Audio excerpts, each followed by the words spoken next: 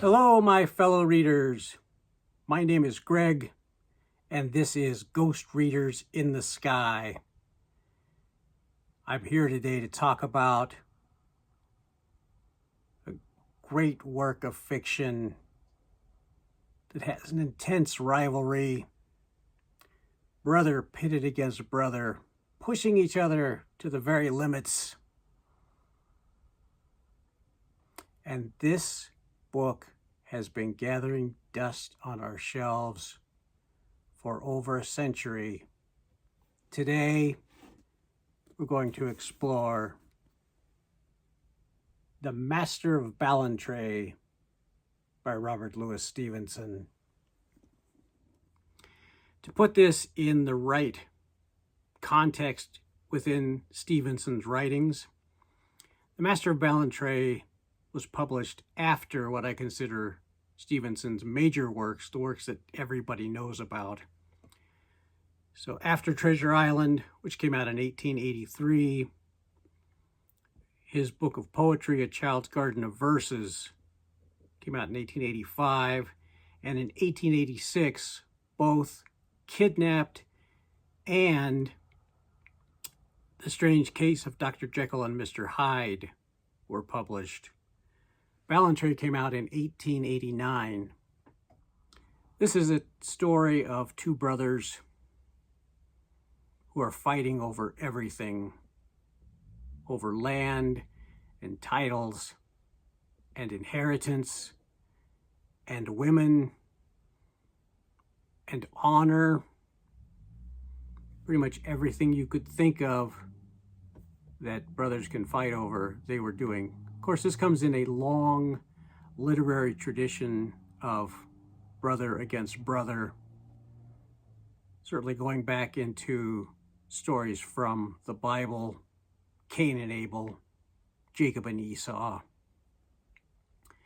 coming down through the years all the way up to some of our more contemporary films.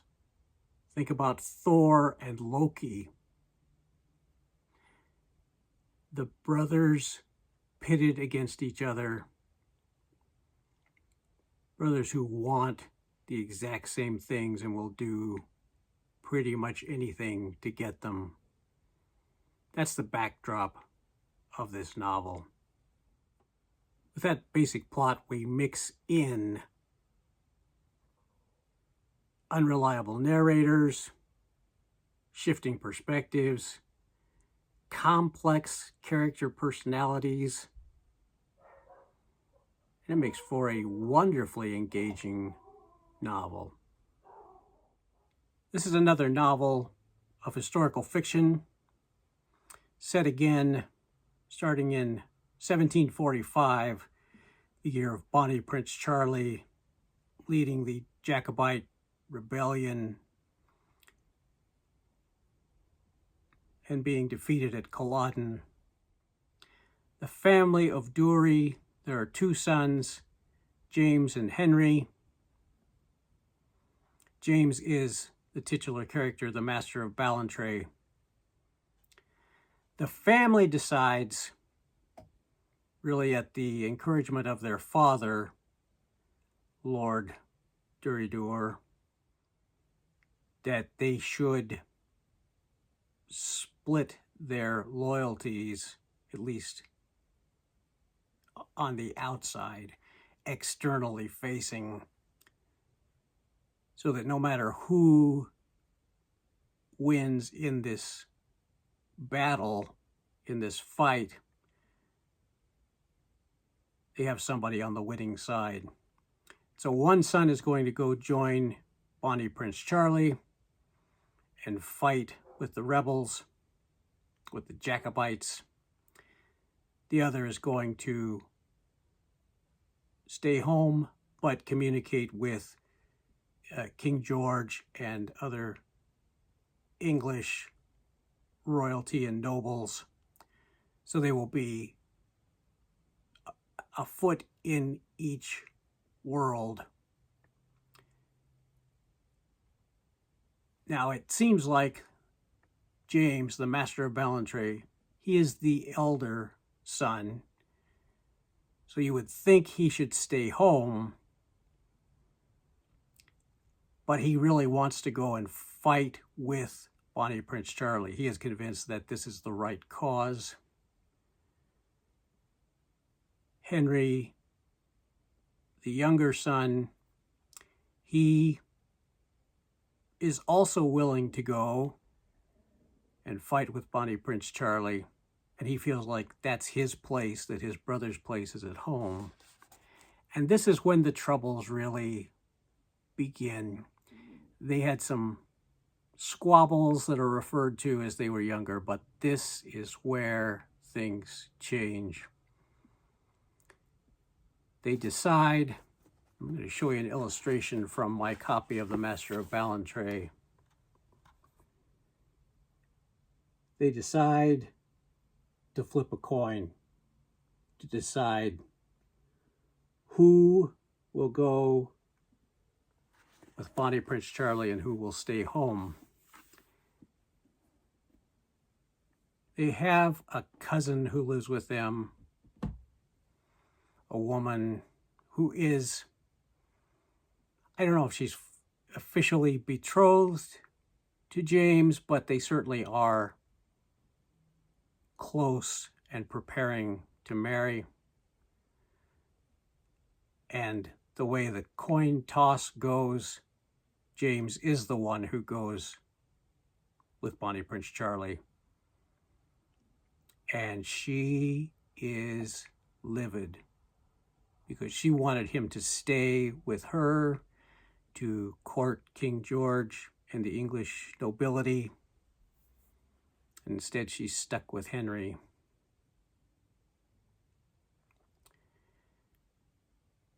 So there they split. And from there, everything is very confusing about who really is the next Lord of Doridor and who will get the inheritance, what line will it be passed down through, who gets the land, who gets the value of what's produced on the land through the tenants. And who gets the love of the woman.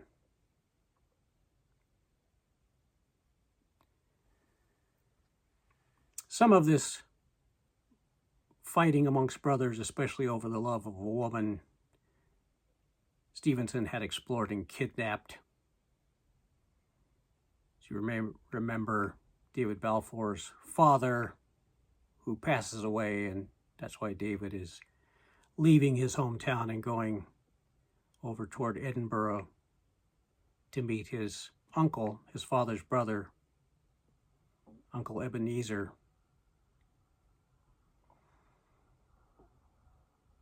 And the two brothers have been estranged for decades, for all of David Balfour's life. So this is a similar idea, just much more drawn out. Stevenson, just to be sly, throws in a meeting between James and Alan Breck Stewart, who is, of course, a main character in Kidnapped, a fictional character made up by Robert Louis Stevenson, who makes a double appearance. I was amused. The story is told by McKellen, the chief steward to Lord Doridor, the father of the two brothers. And he stays with Henry, and he is telling the story, and so he is quite biased in the beginning toward Henry and against James. And he tells us that, but we still have this narrator who can't always be relied on to paint everything in true colors. It may be smudged a bit. We also have these shifting perspectives, neither of these brothers neither seem like a good person. It's hard to like either brother as you watch them on their separate journeys. And it's very easy for the reader, this is intentional, I think, on Stevenson's part. It's easy for the reader to side first with James, then with Henry, and then with James, and then with Henry. And both of them are doing horrible things, trying to get what they each believe they deserve.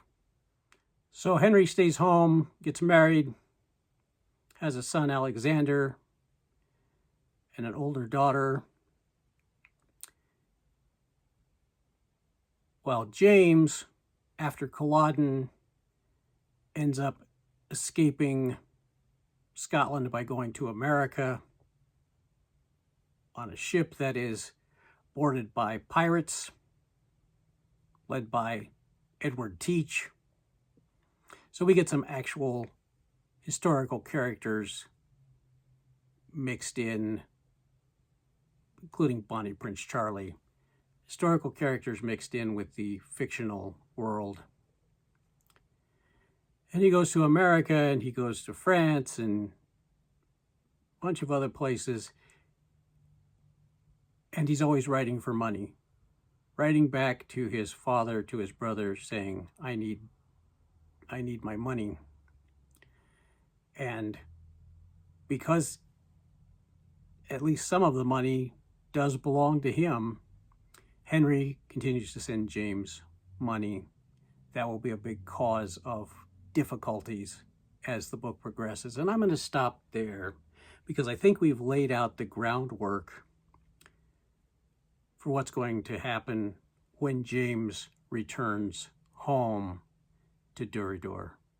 The Master of Ballantrae himself, James, I think is easily seen as an anti-hero. I think Henry can also be seen as an anti-hero, and we see this played out often today in our own media. All through the 20th century, books and films and television have had anti-heroes, people who we really don't like, but we root for them anyway. It starts with somebody like Sam Spade in The Maltese Falcon, who really is an unlikable character, but he's an anti-hero. Portnoy from Portnoy's Complaint, Rent Boy from Trainspotting, Tyler Durden from Fight Club, and in books, but probably better known on television through Game of Thrones, Tyrion Lannister. Some great anti-heroes, and Stevenson really was exploiting this idea of having a main character who was not likable, pitted against another main character who was not likable, neither of which are the hero or the villain, but they're both pretty horrible people in different ways. It's hard to know who to root for. I think because of these ideas, the ideas of the anti-hero, the ideas of the changing perspectives, the changing loyalties, almost in a soap opera way, the way that we have some psychological intrigue, backstabbing, and yet you both root for and wish for the demise of both of these brothers, sometimes at the same time, sometimes shifting back and forth. I think this is a big part of what makes this novel one that should be elevated amongst the classics that more people should read, that should be pulled off the shelves and dusted and read and reread. I think it really fits in with our times in a lot of ways, even though it's set in the 1740s. It stretches out for decades, goes up into the 1780s or so, as the brothers grow, their families grow. Sometimes they're working together, often they're working at odds. I think that this is just a masterful story that would appeal to many readers today. I would like to see more people reading this novel, reviewing this novel, commenting on it, telling their friends about it, and moving it up on the classics rungs, up to a higher level of prominence that I think it deserves. It's also something personally satisfying about finding these mostly forgotten works that have rich, complex storylines, interesting characters, extraordinarily well told, mixing some of the best adventure, including pirates, with a love triangle and plenty of greed. So what are your thoughts? Have you read The Master of Ballantrae? If so, what did you think about it? For those of you who haven't read it, have you even heard of The Master of Ballantrae? I'd be curious to know. Does it sound like something you would want to read? Does it sound like it fits into your reading interests? Does my description remind you of other works, particularly of classic literature, that are rich and complex with intriguing plots and complex characters that you think everyone should read? I would love to read about that in the comments. I love interacting with all of the viewers of this channel in the comments. It's just good to know what you think. That wraps up my review of The Master of Ballantrae by Robert Louis Stevenson, published in 1889. And I really do want to see more people reading and talking about The Master of Ballantrae. And I hope you are one of those people. Thank you so much for watching. I appreciate your comments. I appreciate your likes. I appreciate it when you subscribe. Thank you, my fellow readers. My name is Greg, and this is Ghost Readers in the Sky.